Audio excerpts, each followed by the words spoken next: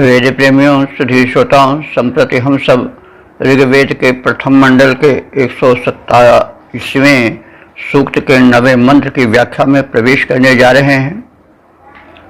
यह मंत्र अत्यष्ट नामक छंद में निबद्ध है। मंत्र दृष्टार से हैं परिच्छेद दैवोदासी और देवता हैं अग्नि। संबंधित मंत्र का शीर्षक है दिव्य शक्तियों के विवर्धक रूप में अग्नि की उत्पत्ति। तो थोड़ा वेदार्थ बड़ा सूक्ष्म होता है और बड़ी गंभीरता से उसमें प्रवेश करना पड़ता है कि ये मंत्र जिनको अनंत काल से लोग कंठ में धारण करते आ रहे हैं, प्रचार प्रसार करते आ रहे हैं, वेद मंत्र कभी नष्ट नहीं हुए, न नष्ट होंगे, तो उसकी महत्ता अत्यधिक है। लेकिन शैलीजन्य दुरूहता के कारण अर्थ प्रवेश में बड़ा काठिन्य का अनुभव होता है। वास्तव में जो देवता हैं वे वैदिक देवता ही मूल रूप में देवता हैं। तो ये इसलिए कि जो सृष्टि चल रही है, जो जीवन चल रहा है, वो दिव्य शक्तियों के बल पर चल रहा है। वो एक उस अखंड शक्ति के भिन्न भिन्न रूप हैं जो अग्नि रूप में, वायु रूप में, जल रूप में दृश्यमान हो रहे हैं। इन वस्तुओं के पीछे, इन दैवी शक्तियों के पीछे एक दिव्य शक्ति छिपी हुई है। वैसे सब परमात्मा के रूप है। परमात्मा का तेजोमय रूप अग्नि है, उसका द्रावक रूप जल है, प्राणदाता रूप या प्राण रूप वायु है। लेकिन वो हमारे इतने निकट है सब कि हमें उनमें देवत्व तो नहीं देख पड़ता है। हम उसको बड़े सहज साधारण रूप में उसकी वास्तविक महत्ता को न देख करके इधर उधर भागते हैं। जरा विचार करके देखा जाए तो जो पूजा के स्थल मंदिर, मस्जिद, गुरुद्वारा हैं, तो वहाँ देव किसी रूप में दिव्य शक्ति का अनुभावन करके ही हम अपने मनः कामनाओं को पूर्ण करने के लिए जाते हैं, प्रार्थना करते हैं। लेकिन वो प्रार्थना एक विश्वास पर टिकी रहती है, लेकिन उतनी प्रत्यक्ष और सटीक नहीं होती जितनी वैदिक देवों की उपासना है। मंदिर, मस्जिद, गुरुद्वारे या अन्य जो साधन हैं वो अगर न रहें, हट जाएं, तो कोई अंतर नहीं होगा, क्योंकि वो एक कल्पित हैं और मनुष्य की एक सरलता की ओर भागने वाली प्रवृत्ति के कारण है। वो हम मूर्ति के पास जाते हैं, ठीक है, विश्वास है, हम लोग उसके विरोधी नहीं हैं, लेकिन हम इस भूमिका में वैदिक देवताओं की दिव्यता का अनुभावन कराना चाहते हैं। तो वहाँ हम इसलिए कि शीश झुका लिए और कुछ प्रसाद चढ़ा दिए और अपने मन को समझा लिए कि अब हमारे तमाम संकट दूर हो जाएंगे। हो भी जाते हैं क्योंकि विश्वासों फलदायक है। लेकिन यह जो उपासना का सही मार्ग है वह वैदिक देवों का ही मार्ग है। मूर्ति पूजा तो वैदिक है यह नहीं कहा जा सकता है, क्योंकि मूर्ति का कोई प्रारूप वेदों में नहीं है। मूर्ति तो थोड़ा हम इतिहास की ओर जाएं क्योंकि विषय को सुस्पष्ट करने के लिए अनेक साधन अपनाने आवश्यक हो जाते हैं। तो यह मूर्ति पूजा का प्रचलन बौद्धों की देन है। लाग डांट हमेशा होती रहती है किसी दल के या किसी धर्म के जो संचालक होते हैं या उत्पत्ति करने वाले होते हैं, जितने वे प्रबुद्ध और त्यागी तपस्वी होते हैं उतना अनुयायी नहीं होते हैं, इसलिए उसमें तमाम विकृतियां भी होती जाती हैं। भगवान बुद्ध ने तो मूर्ति पूजा का विरोध ही किया, उन्होंने कभी समर्थन नहीं किया, लेकिन जो उनके उपासक हुए वे धर्म प्रचार प्रसार के लिए कि हमारे दल में ज़्यादा से ज़्यादा लोग आवें, ज़्यादा से ज़्यादा चढ़ावा हो, बड़े बड़े लोग आकर्षित हों, इसलिए उन्होंने साधारणीकरण करना शुरू किया। धर्म का मतलब धर्म को बड़ा सरल बनाना शुरू किया। और पहले हीनयान था बौद्ध में, नहीं, मतलब वो संप्रदाय नहीं था, कोई एक बौद्ध भगवान बुद्ध की मान्यता थी। भगवान बुद्ध स्वयं यह कह दिए थे कि मुझे ईश्वर मत मानो, मैं भी मानव हूँ, साधना करो, संसार के तत्व को समझो, रहस्य को समझो, संसार में दुख ही दुख है, उस दुख के कारण और दुख दूर करने के साधन पर ध्यान दो, साधनापूर्ण जीवन बिताओ। मूर्ति को या अपने को पूजा करने की बात उन्होंने कभी नहीं कही। लेकिन जो उनके अनुयायी हुए वे उनकी तरह तो नहीं थे, उनमें मानवीय दुर्बलताएं थीं। वे लोक में सम्मान चाहते थे, धन चाहते थे, प्रसिद्धि चाहते थे, अधिक से अधिक बड़े से बड़े लोग उनके चरण में नत हों, राजे महाराजे यह चाहते थे। तो यही तो मान और यही जो होती है वो पतन करने वाली भी यही भावना होती है। यानी आध्यात्मिक दृष्टि से वो च्युत हो जाता है, गिर जाता है, भले ही वो लोक में ज़्यादा पूज्य बना रहे ऊपर से, लेकिन अध्यात्म से तो च्युत ही हो जाता है, गिर ही जाता है।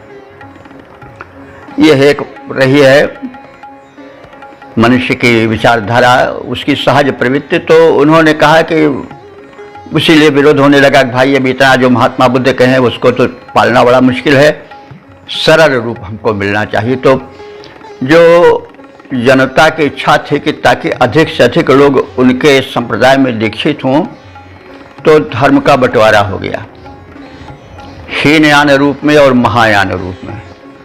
बुद्ध धर्म बट गया। हीनयान का अर्थ होता है कि वह यान जो कि बड़ा हीन हो, बड़ा छोटा हो, और महायान का अर्थ हुआ कि वह यान जो कि बहुत विस्तृत हो, बड़ा महान हो।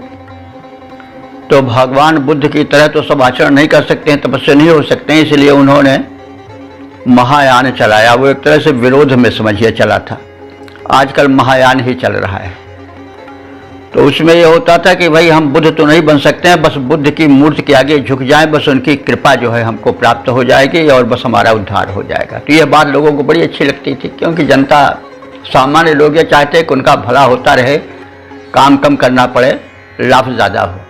तो बैठ कर साधना कौन करे, खेती बाड़ी करना है हमको, अपना व्यवसाय करना, उसमें लगे रहें, लेकिन कल्याण भी हमारा हो जाए तो चल के कुछ उपासना भी कर लें। तो वो बड़ी लंबी चौड़ी उपासना तो बड़ी कठिन थी। तो बस वही जाके मूर्ति की पूजा करो और सिर झुका दो और उसके बाद जो चाहती वो मिल जाएगा। तो विश्वासों फलदायका हो सकता, मिल भी जाता हो, लेकिन जो प्रवृत्ति है मनुष्य की वो यह है कि वो ईश्वर को मानना चाहता है, एक शक्ति को मानता है, लेकिन वो चाहता है कि बस उसे बड़ी शीघ्रता से उसकी कृपा मिल जाए। तो इसलिए महायान ही फला फूला चला। और यह इस प्रसंग में हमको एक प्रसंग याद आ जाता है। आचार्य हजारीशाह द्विवेदी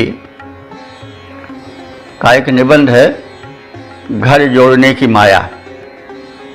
तो उन्होंने कहा भाई देखो, मूल धर्म से किस प्रकार से उनके उपासक अलग चले जाते हैं। उन्होंने कबीर का उदाहरण लिया कि कबीर तो मूर्ति पूजा के और मंत्र तंत्र के बड़े विरोधी थे। वो तो एक सच्चा सरल जीवन बिताना सिखाते थे, साधक का जीवन बिताना सिखाते थे।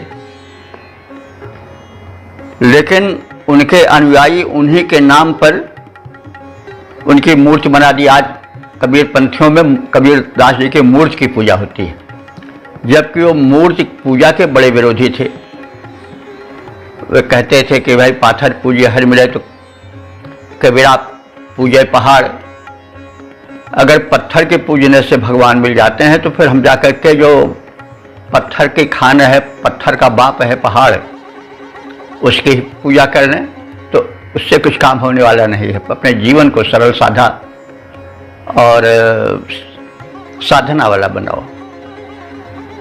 तो अब और उन्होंने कहा भाई तमाम जो करते हो तंत्र मंत्र घंट, उससे कुछ होने वाला नहीं है, जीवन को साधना वाला पवित्र बनाओ। उन्होंने मुसलमानों को भी उनके जो बाह्य आडंबर पूजा पाठ का उसका विरोध किया, हिंदुओं का भी किया, सरल और सदा जीवन बिताने की शिक्षा दी और मंत्र तंत्र का विरोध किया। लेकिन उसी कबीर पंथ में कबीर के ही नाम पर उनकी मूर्ति भी स्थापित कर दी गई और तंत्र मंत्र इतना उसमें प्रविष्ट हो गया कि सभी तंत्र मंत्र करने वाले फेल हो गए। और उनमें इतने मंत्र हो गए कि सोने के मंत्र, सोकर जगने के मंत्र, शौच के मंत्र, दातून करने के मंत्र, फिर आसन बिछाने के मंत्र, फिर आसन पर बैठने के मंत्र, फिर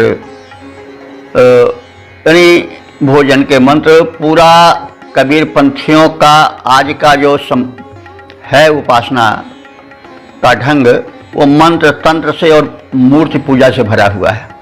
दातून करने पर लिए जैसे सत्य की झाड़ी और संतोष की, सत्य की दातून, संतोष की झाड़ी, सत्य नाम ले पूजो जपो पुजारी, और यह दातून करत भया प्रकाश, और जीवन में हो गया उजास।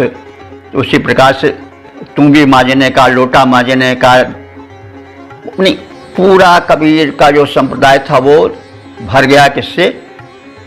पाखंड से, दिखावे से, मंत्र तंत्र से।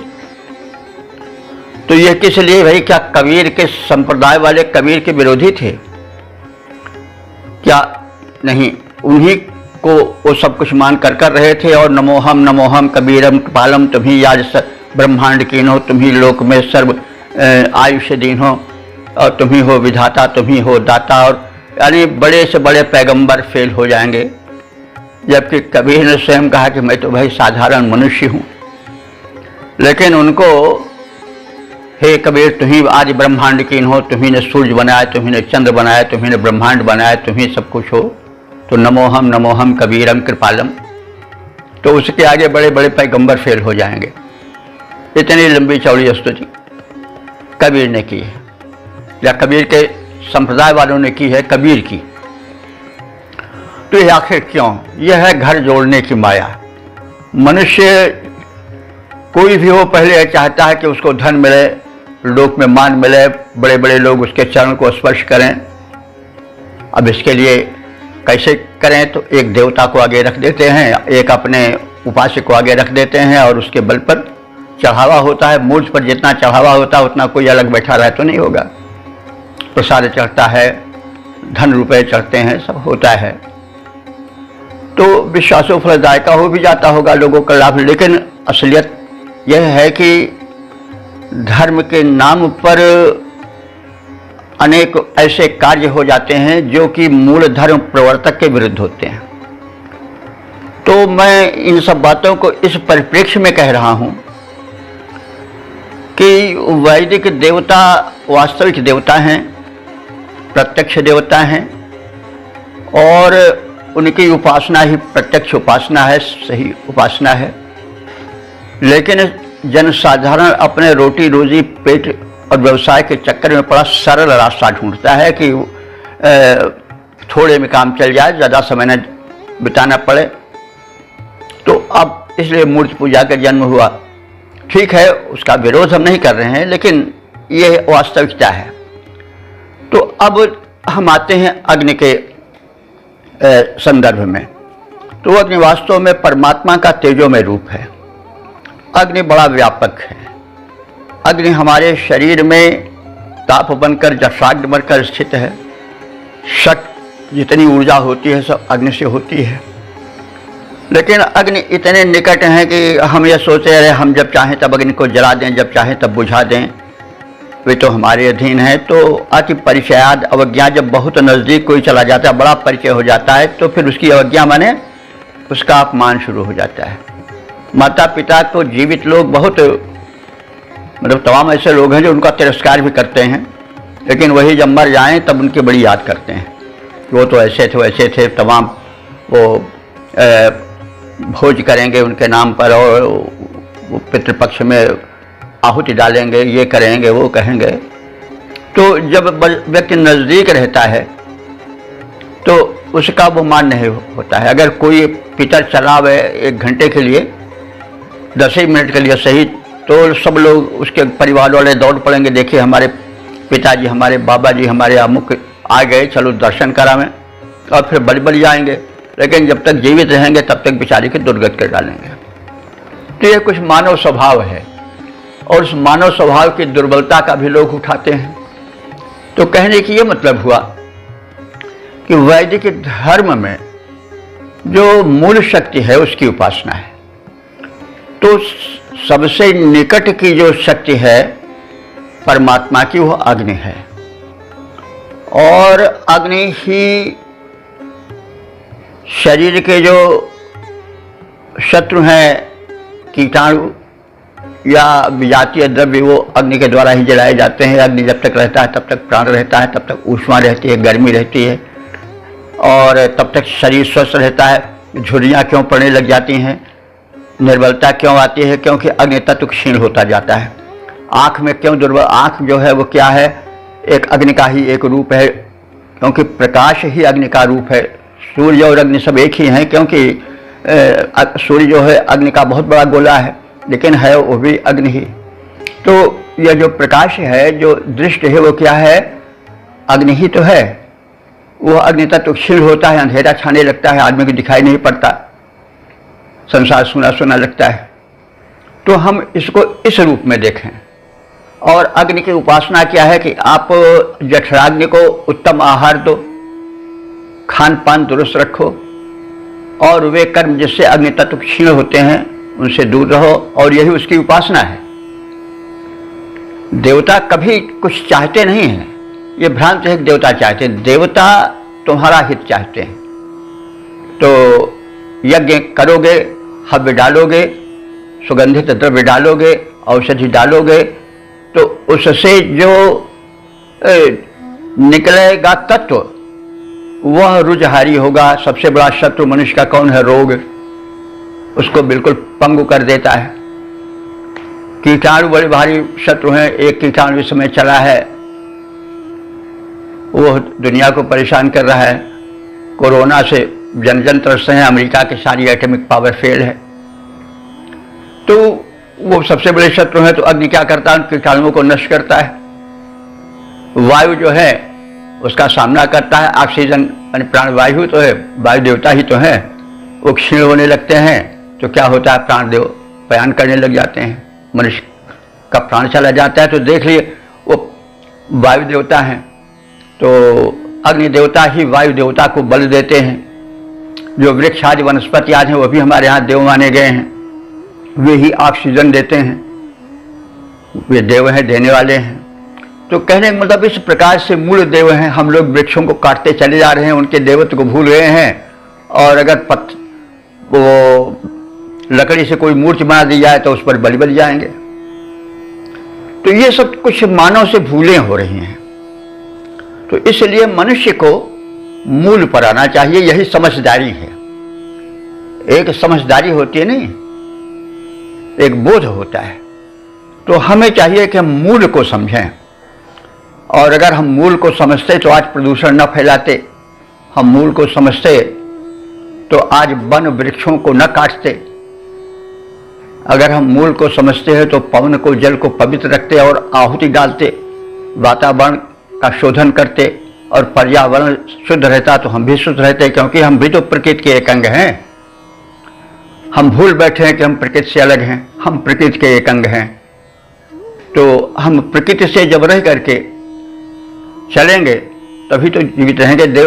ऋग्वेद में एक मंत्र है, उसमें कहा कि ना जो देवों का अतिरेक या जो उनका उल्लंघन करता है वो सतात्मा कभी नहीं हो सकता। तो देवत्व माने वही नेचुरोपैथी, आप आज बहुत नीचे आकर के वही नेचुरोपैथी है। प्राकृतिक ढंग से प्राकृतिक जीवन जिए। प्रकृति से माने वही देवता क्या है, प्रकृति के अंग हैं। जल वायु सब देवता ही तो है, उसको हम नेचुरोपैथी में एक दूसरा रूप दे देते हैं, लेकिन है वही। तो पूज्य भावना रखने से क्या होता है कि उसका अधिक लाभ मिलता है। तो वैदिक ऋषियों ने जो है वो देवत्व, वो परम शक्ति का अनुभावन किया। अग्नि में, जल में, वायु में उनको देवत्व माना और उनको पवित्र रखकर उनके मर्म को समझ करके तदनुसार जीवन ढालने की बात कही। तो हमें ये बात इतनी इसलिए कहनी पड़ रही है कि वैसे तो सुनिए तो समझ पड़ता है, अरे भाई क्या आग आग चिल्ला रहे हैं, क्या पानी पानी कह रहे हैं, ये तो हमारे रसोइया में है, जब चाहे हम प्रकट करें, जब चाहे हम लाइटर जलावें, जब चाहें तब बुझा दें, ये तो हमारे अधीन है, वो क्या हमारा करेंगे। तो अब इसी भ्रांति को दूर करने के लिए ये सब कहना पड़ रहा है। वास्तव में वो तो हमारे सेवक हैं, हमारे माता पिता हमारे मलमूत्र को उठाते हैं तो हम समझते हैं नीच छोड़े हैं, लेकिन ऐसे ही कुछ भ्रांतियाँ हो जाती हैं। जीवन में भ्रांति ही, जो भ्रम है वही आदमी को परेशान करता है। तो मनुष्य को सत्य पर आना चाहिए। तो सत्य जो है वो निहितम गुहायाम, सत्य से तत्वम निहितम गुहायाम। सत्य का जो तत्व है बड़े गुफा में छिपा हुआ है, यानी बहुत गूढ़ है। तो उसको पहले जानना होता है। वही अज्ञान है, वही अंधकार है। जब अंधकार दूर हो जाता है तो वस्तु अपने आप में देख पड़ जाती है। तो हमें अज्ञान को दूर करना चाहिए, तो तभी हम वेद मंत्र के रहस्य को जान पाएंगे, उसकी गंभीरता में प्रवेश कर पाएंगे। तो हम जो है अब इसी परिप्रेक्ष्य में देखेंगे तो वेदार्थ स्पष्ट होता जाएगा। तो अब इतनी बात कही गई अग्नि के लिए, तो ये इसलिए कही गई कि अग्नि की महत्ता को समझें और उसके अनुसार से आचरण करें। जठराग्नि को तीव्र रखें, अग्नि में आहुति डाल करके पर्यावरण शोधन करें, घर को, समाज को, वातावरण को शुद्ध दें और सुख और संपन्न बने। तो अब दिव्य शक्तियों के विवर्धक रूप में अग्नि की उत्पत्ति विषय के मंत्र हम उसका मंत्र का पाठ करेंगे, क्योंकि दिव्य शक्तियों के विवर्धक अग्नि कैसे हैं। अग्नि में आहुति डाली जाती है तो वातावरण परिशोधित होता है। दिव्य शक्तियाँ जो हैं वायु आदि ये सब काफ़ी लाभकर होती हैं, जल आदि काफ़ी लाभकर होती हैं। जब ऑक्सीजन की कमी हो जाती है तो देखिए जीवन किस तरह से क्षीण होने लगता है। तो कहने का मतलब यह है कि इस परिवेश में आपको मंत्र देखें तो हम दिव्य शक्तियों के विवर्धक रूप में अग्नि की प्रार्थना सुनेंगे। तो अब हम संबंधित मंत्र का पाठ करने जा रहे हैं। ओम त्वमग्ने सहसा सहन्तमः शुष्मिन्तमो जायसे देवतातये रैर्न देवतातये शुष्मिन्तमो हिते मदो दुम्निन्तम उत क्रतुः अधस्माते परिचरन्त्यजर सृष्टिवानो नाजर। शब्दार्थ से परिचय प्राप्त करें। अग्नि, हे अग्नि देवता, तुम सहसा, सहसा माने बल द्वारा, सह माने बल होता है, सहसा माने बल द्वारा, सहंतम, तुम जो सहंतम माने जो प्रबल शत्रु हैं पराक्रमी, उनको भी पराजित कर देते हो। तुम कैसे हो?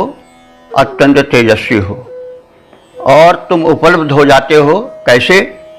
देवतातय, देवतातय कहते हैं यज्ञ के विकास के लिए, तो यज्ञ के विस्तार के लिए देवतातय मान यज्ञ के विस्तारक बन जाते हो। और रैहिना देवताएं, और तुम्हारा यज्ञ का विस्तारक रूप वैसे ही हमारे लिए लाभप्रद होता है जैसे रैह, रैह माने होता है संपत्ति, धन, दौलत। तो जैसे देवताओं को यज्ञ के लिए धन मिल जाता है, यज्ञ कर्म के लिए धन मिलता है, वो भी देवता देते हैं। अन्न पैदा होता है तो जल आदि देवता जब मेघादि देवता वर्षण करते हैं तब जल होता है, तो वो सब देव द्वारा संपत्ति है। और देव द्वारा ही जितने हम उत्पाद्य हैं, जितने धन संपत्तियाँ हैं, सब उन्हीं की कृपा से पाते हैं। तो जैसे हम देवताओं की कृपा से तमाम धन पा जाते हैं, जैसे यज्ञ का विस्तार करते हैं, वैसे ही हम लोग अग्नि की उपासना करके सहज रूप से धन प्राप्त कर सकते हैं। और ते मदह, हे अग्निदेव, तुम्हारा जो आनंद है वो शिव से बनता है। जब तुम आनंदित होते हो, प्रसन्न होते हो, तो अत्यंत ही शक्ति उत्पन्न होती है, हम लोग शक्ति संपन्न बनते हैं।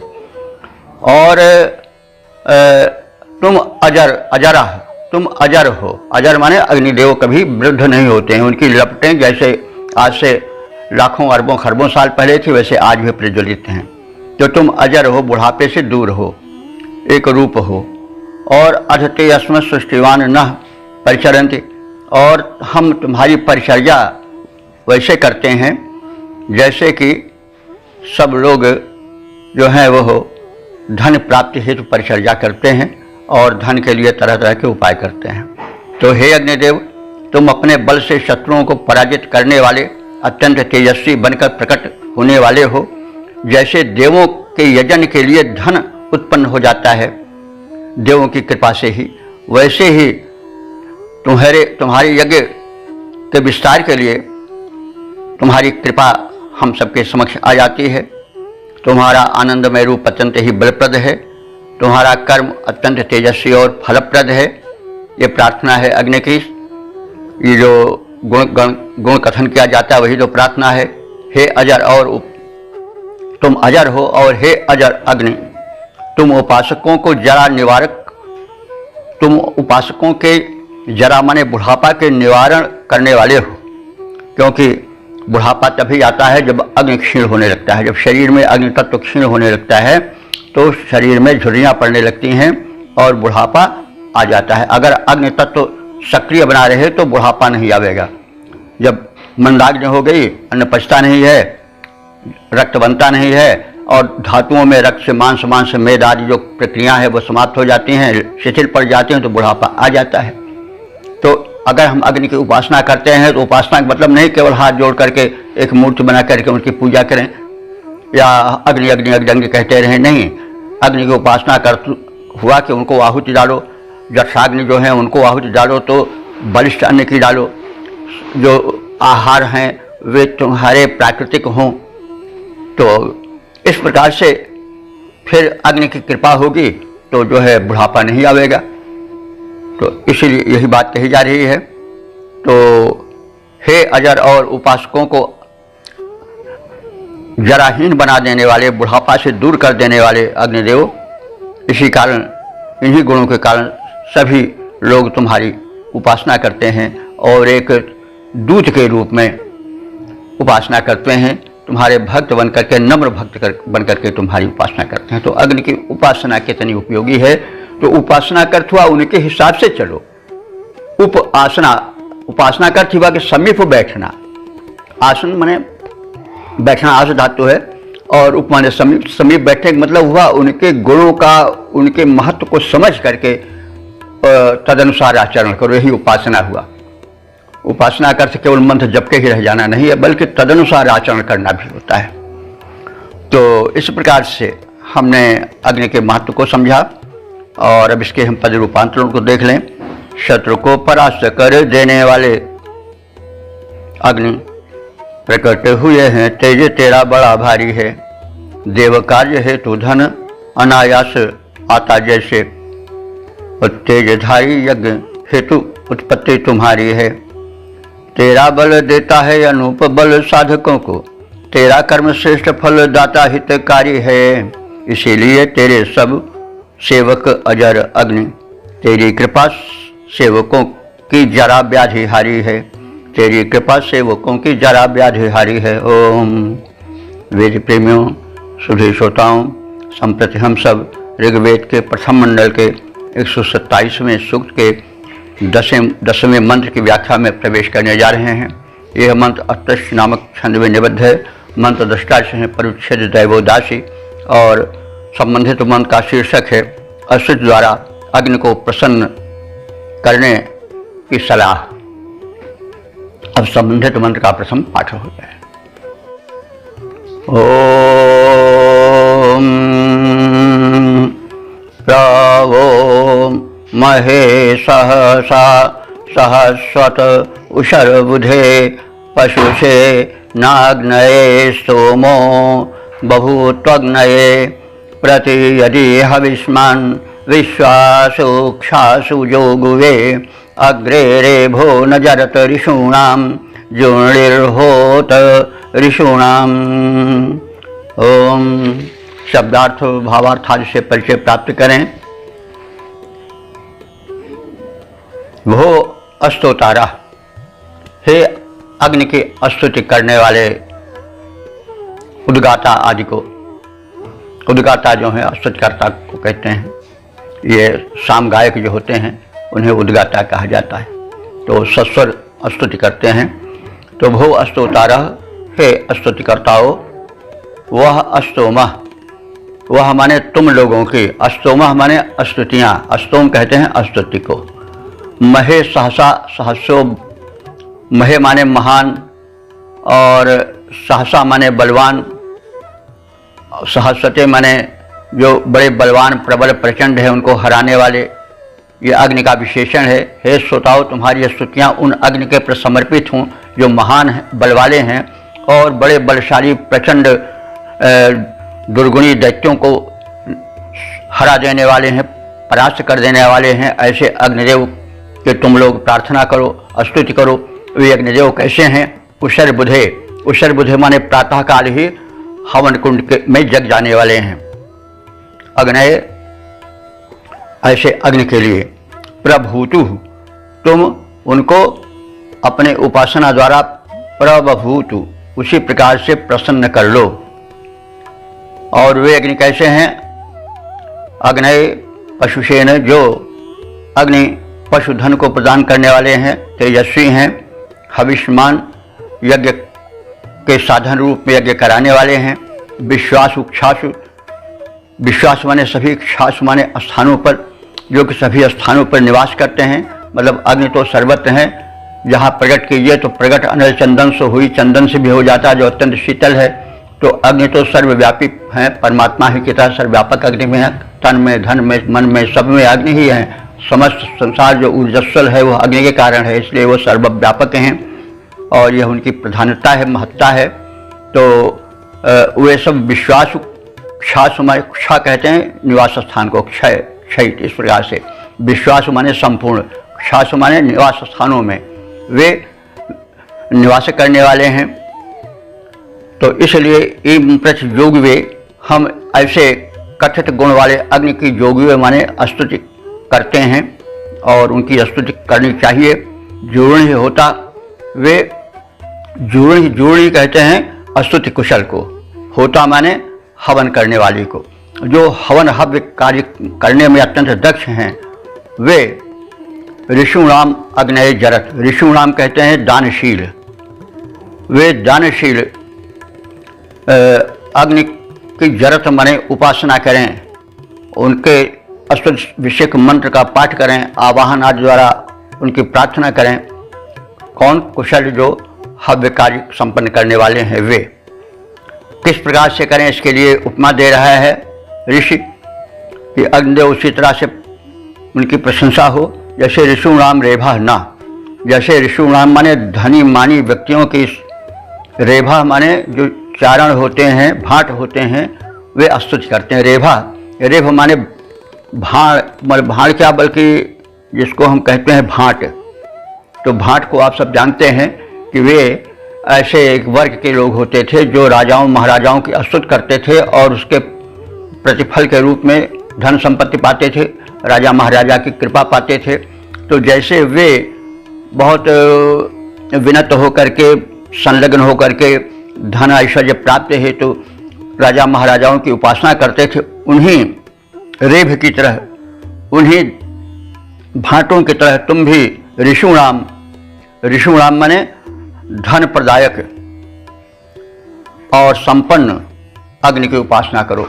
जब आप इतने दत्तचित्त होकर के किसी धनी मानी राजा महाराजा की उपासना करते हो, उसको, उसकी स्तुति करते हो और इसलिए कि अभी धन मिल जाएगा, तो जो लगन उसमें होती है वही लगन तुम में हो। हम लोग उपासना में वो संलग्नता नहीं दिखाते हैं, एक औपचारिकता बना करके अपनी उपासना को रह जाते हैं। लेकिन अगर किसी व्यक्ति से कुछ उपलब्ध करना हो तो उससे बड़े निकट होकर के, बड़े नम्र होकर के, बड़े मधुर वाणी में कि किस तरह से इससे धन प्राप्त हो जाए, तो वो एक है, ये तो उपमा दी जाती है कि करने के लिए, जैसे कामी नारी प्यार जम लोभी प्रिय जिमदाम तिम रघुनाथ निरंतर प्रेम लागो मोहि राम। कहा गया कि भाई ये भावना है कि जिस तीव्रता से कामी पुरुष स्त्री का चिंतन करता है उसको बड़ी स्त्री प्रिय लगती है युवती। लोभी को जिस प्रकार से धन बड़ा प्रिय लगता है उसके लिए वो सर्वस्व समर्पित करता है, उसी प्रकार से उसी भावना की तीव्रता के साथ हे राम तुम हमें प्रिय लगो। तो ऐसे बात कही गई कि जैसे भाट दत्त चित्त होकर के बहुत नम्र होकर के धन प्राप्ति के लिए ऋषिणाम माने धनवानों की स्तुतियाँ करता है, वैसे हे स्तुति करता हो तुम भी उसी तल्लीनता के साथ, उसी संलग्नता के साथ, उसी तीव्रता के साथ, उसी समर्पण के साथ उन अग्निदेव की स्तुति करो। तो हे स्तुति करता हो, तुम्हारी स्तुतियाँ शत्रु पराभव करता अग्नि की, उषा काल में जागरणशील अग्नि की, उसी प्रकार से स्तुति करें और उन्हें स्तुति करके प्रसन्न करें। जिस प्रकार पशुधन आदि के दानी किसी उदारमना दाता की उससे धन पाने की इच्छा वाला भांट उनकी स्तुति कर उनको प्रसन्न करता है, वैसे तुम भी अग्निदेव की स्तुति करके प्रसन्न करो। यज्ञ करने वाला स्तुति सभी स्थानों पर इसी भाव को लक्ष्य करके स्तुति करता रहे। तो भाव की प्रधानता है, तो बड़ी तल्लीनता पूर्वक अग्नि देवता की जो है स्तुति होनी चाहिए, केवल औपचारिक नहीं। तो इस प्रकार से हमने संक्षेप में शब्दार्थ भावार्थ के परिचय के उपरांत से अब पद्य रूपांतरण में प्रवेश करने की इच्छा रखते हैं।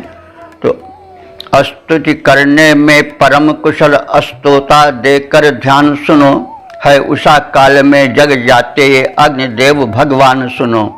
करके विनती तुम अग्निदेव को सहज प्रसन्न करो, वैसे दानी को स्तुति कर प्रसन्न करते हैं बंदी जन जैसे। बंदी जन भाट जो यज्ञशील पटु स्तोता उसको रहता यह ध्यान सदा, सर्वत्र विनयरत हो करता है हव्य वाह का मान सदा। ओम वेद प्रेमियों सुधीर श्रोताओं, संप्रति हम सब ऋग्वेद के प्रथम मंडल के 127वें सूक्त के 11वें मंत्र में प्रवेश करने जा रहे हैं। यह मंत्र जो है वह अत्यश नामक छंद में निबद्ध है। मंत्र दृष्टा इस पर उच्छेद दैवोदासी हैं और देवता हैं अग्नि। संबंधित मंत्र का शीर्षक है अग्नि से धन यश दीर्घायु प्राप्ति की कामना, शत्रु विनाश की कामना। अब संबंधित मंत्र का प्रथम पाठ हो जाए। ओम स नो नेदिष्ठं ददिशान आभराग्ने देवेभिः सचना सुचेतना महोरायः सुचेतना महे सविष्ठो नस्कृधि संचक्षे भुजे अस्यै महि अस्त्रोत्रेभ्यो मघवन्त सुवीर्यं मथिरुग्रो नृषवसा। शब्दार्थ भावार्थ आदि से परिचय पाएं। स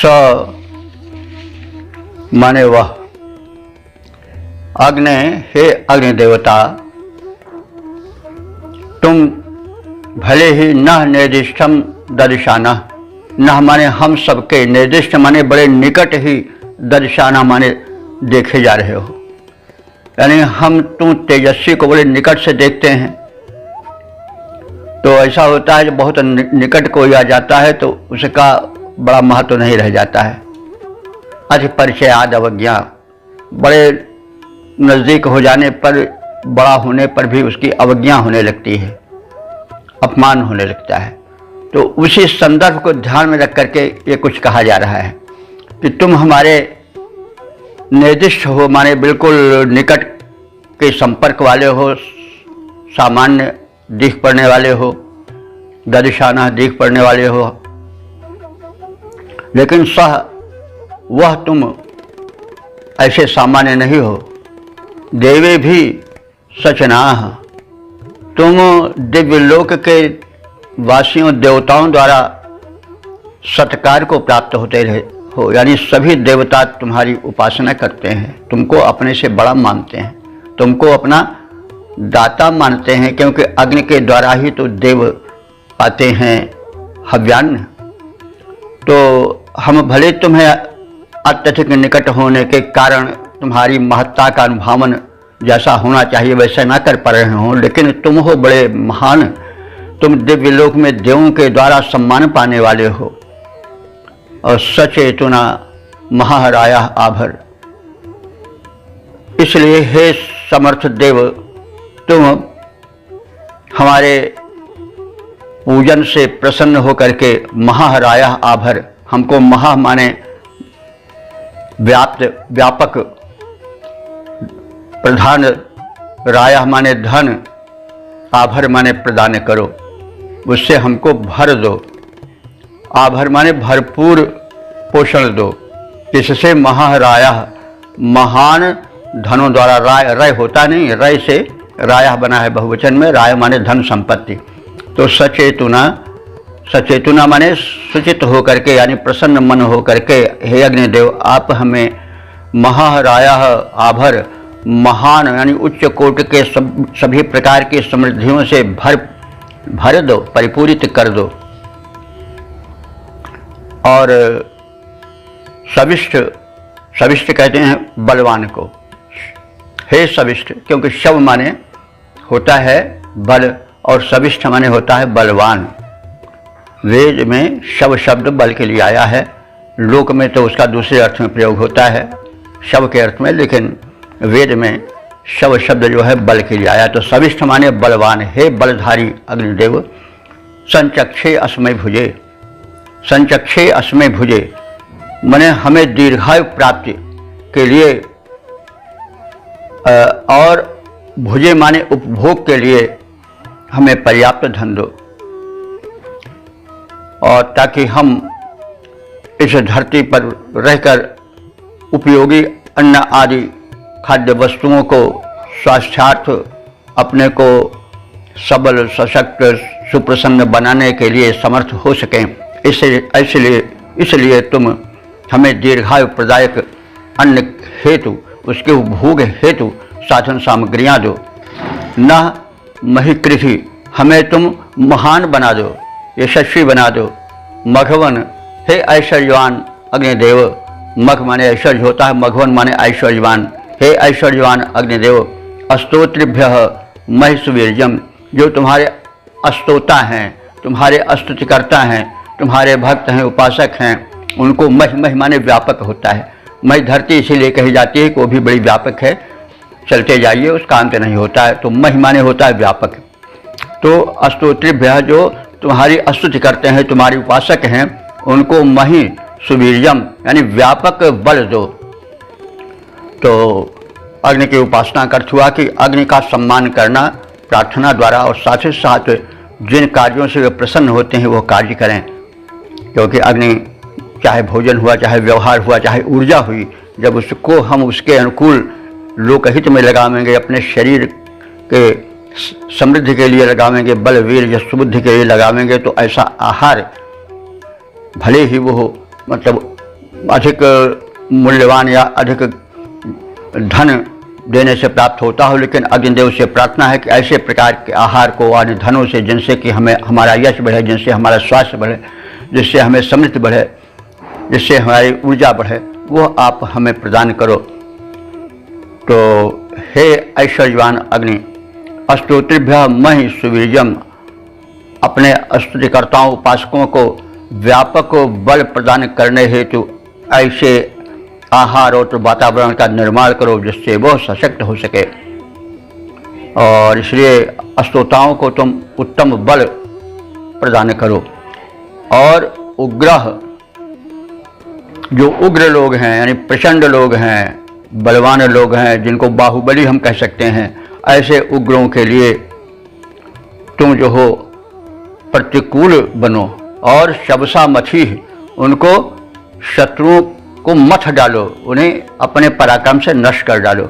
अर्थात हम जो तुम्हारे उपासक हैं, तुम्हारे अनुकूल आचरण करते हैं और तुम्हारे भक्त हैं, उनको तो आप महान बल दो, समग्र समृद्धि के साधन प्रदान करो, लेकिन जो कि बाहुबली हैं, तुम्हारे बल, तुमसे जो प्राप्त बल है उसका दुरुपयोग करते हैं, उनको तुम विनष्ट कर डालो। तो हे अग्निदेव, हम तुम्हें निकट में ही प्रदीप देखते हैं, बड़े निकट दिखाई पड़ते हो, इसलिए तुम्हारी महत्ता को हम आंक नहीं पाते हैं, उस तरह से नहीं समझ पाते हैं जैसा समझना चाहिए, लेकिन तुम्हारी महत्ता बहुत बड़ी है। तुम दिव्य लोक के निवासी देवताओं के द्वारा पूज्य हो, सम्मानित हो। सुप्रसन्न मन से हमें भरपूर उत्कृष्ट धन दो। हे बलिष्ठ अग्निदेव, दीर्घायुष्य प्राप्ति में सहायक उपभोग योग पदार्थ अन्नादि हमें प्रदान करते रहो, हमें यशस्वी बनाओ। हे ऐश्वर्यशाली अग्निदेव, उपासकों को विशाल बल से और प्रचंड पराक्रम से संपन्न बनाओ, और ऐसे लोग जो क्रूर हैं, जो बाहुबली हैं, ऐसे हमारे शत्रुओं को तुम विनष्ट कर डालो, ऐसी आपसे प्रार्थना है। अब इसका हम पद्य रूपांतरण देख लें। भले हम देखते समीप में प्रदीप्त अग्नि, भले हम देखते समीप में प्रदीप्त तुम्हें, किंतु तुम देवों में प्रतिष्ठा पाने वाले हो, किंतु तुम देवों में प्रतिष्ठा पाने वाले हो। होकर प्रसन्न मन भरपूर वैभव दो, उत्तम विभव से समृद्धि लाने वाले हो। दीर्घायु प्रदायक पदार्थ प्राप्त होते रहें, दीर्घायु प्रदायक पदार्थ प्राप्त होते रहें। यश दो महान यश को दिलाने वाले हो। मथ डालो बल से प्रचंड शत्रुओं के दल, मथ डालो बल से प्रचंड शत्रुओं के दल। बल दो विशाल बल को बढ़ाने वाले हो, बल दो विशाल बल को बढ़ाने वाले हो। ओम। वेद प्रेमियों, सुधी श्रोताओं, हमने इस प्रकार से इस सूक्त के अंतिम समापन वाले मंत्र का शब्दार्थ भावार्थ आदि प्राप्त किया, उससे परिचित हुए। अब हम इस सूक्त का संक्षिप्त परिचय प्राप्त कर लें। इस ऋग्वेद के प्रथम मंडल के 127वें सूक्त में कुल 11 मंत्र हैं और मंत्र दृष्टार्षि हैं परिच्छेद दैवोदासी, और छंद जो इसमें प्रयुक्त हुआ है वो अत्यश्य है, और इसके देवता हैं अग्निदेव। केवल एक छंद में अतिधृत छंद का प्रयोग हुआ है जो मन संख्या 6 है, और शेष जो हैं वह अत्यश्य नामक छंद में निबद्ध हैं। देवता सभी छंदों के अग्नि हैं। देवता का अर्थ हुआ कि जिसकी स्तुति की जाए। तो अब इस ऋग्वेद के प्रथम मंडल के 127वें सूक्त जिसमें 11 मंत्र हैं, उसकी हम लोग व्याख्या सुन चुके हैं, और अब तक जो कुल मंत्र व्याख्यायित हो चुके हैं उनकी संख्या 1436 हो चुकी है। अब इस संबंधित सूक्त का हम संक्षिप्त परिचय प्राप्त करें। तो जैसा कहा गया है, देवता अग्नि हैं और दैवोदासी परिच्छेद जो हैं उसके ऋषि हैं, और छंद का भी परिचय दिया जा चुका है।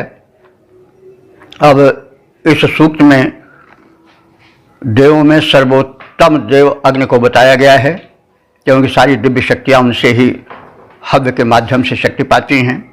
वे अभीष्ट पूरक हैं, उनमें विस्फोटक शक्ति है और ऊर्जा है, इसका हम प्रत्यक्ष अनुभव करते हैं। विस्फोट और ऊर्जा जो कुछ है वो सब अग्नि के कारण है। वो बड़े से बड़े पहाड़ों को ढहा देते हैं, विस्फोटक लगा करके बड़े बड़े पहाड़ उड़ा दिए जाते हैं, ये हम लोग देखते हैं। तो सब अग्नि ही का बल है।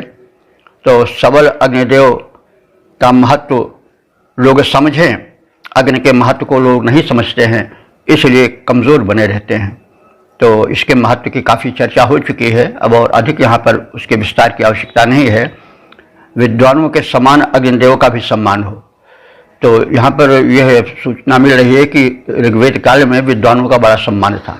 जैसे विद्वानों को सम्मान दिया जाता है, वैसे ही अग्निदेव को सम्मान दिया जाए, उनको सामान्य समझ करके उपेक्षा न की जाए। और उनके व्यापक रूप को दृश्य में रखा जाए और तदनुकूल आचरण किया जाए। तो जो अग्निदेव हैं वो सबके हितकारी हैं, सबदर्शी हैं। वो राजा और रंग को समान रूप से प्रकाश देते हैं, समान रूप से उनमें जीवन बने रहते हैं। यक्षाग्नि सबकी प्रदीप्त वही करते हैं।